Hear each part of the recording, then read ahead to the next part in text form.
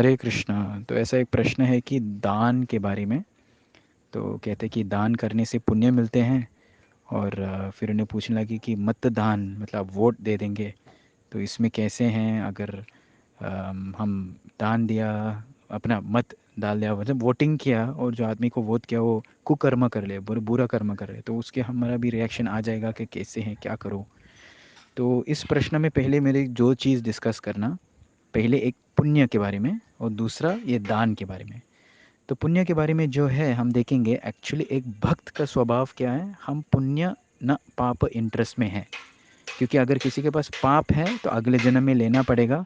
बहुत bad birth है, शायद वो हैंडीकैप हो सकते हैं, शायद वो अगली हो सकते हैं, शायद वो मतलब अशिक्षित हो सकते हैं, और अच्छा फैमिली नहीं, ऐसा भी हो सकते, गरीब हो सकते हैं।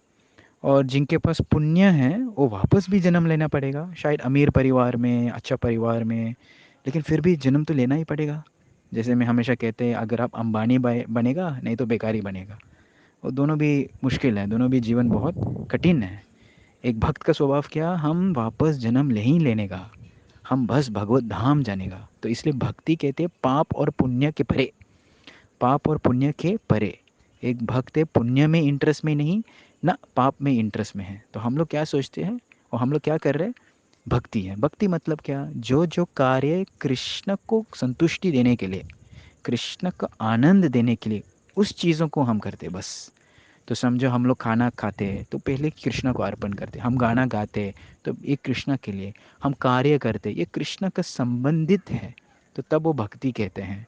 तो ये भक्ति नहीं बोल सकते जिस चीज़ कृष्ण का संबंधित में नहीं है। ओके।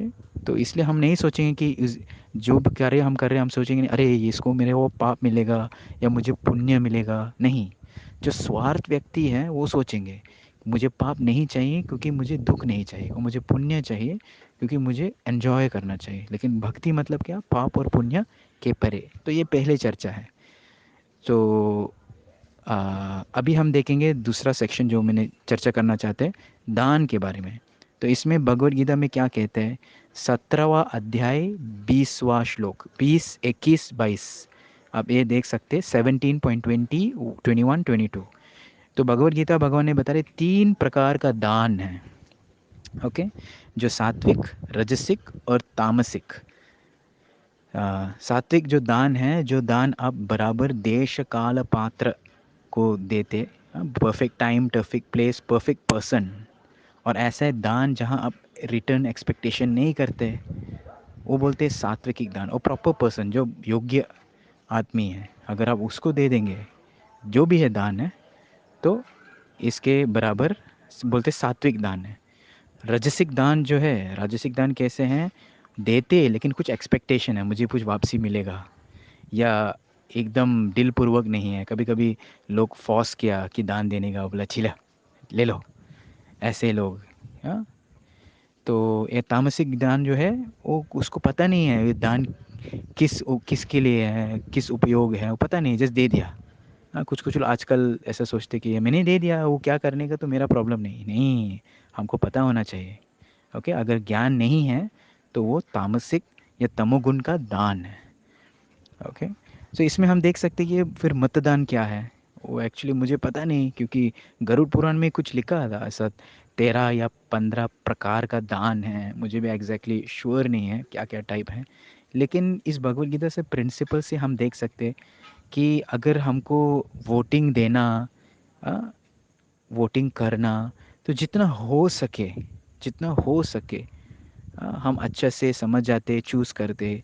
अभी ये समझना चाहिए कि जब तक व्यक्ति भक्ति में नहीं है, जब जब तक भक्त नहीं है, तो वो हमेशा कितना भी अच्छे हो, वो कैसे ना कैसे कुछ ना कुछ थोड़ा बहुत कुकर्म करने का।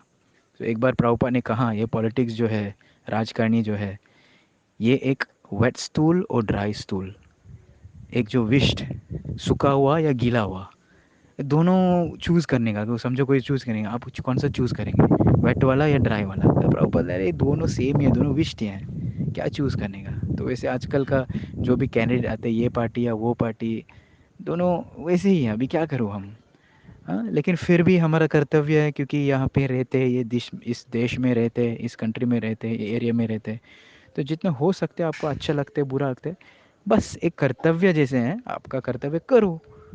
और लेकिन मेन चीज़ आपको भक्ति में फोकस करो।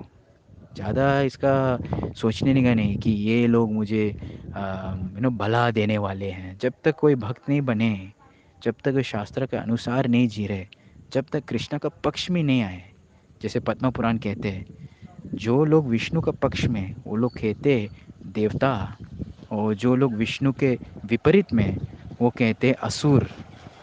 तो इसलिए हम सोचना चाहिए, याद करना चाहिए कि भक्ति करने का ही मेरा मेन फोकस है। बाकी सब एक कर्तव्य जैसे हैं, एक ड्यूटी बाउंड जैसे मैं करूँगा।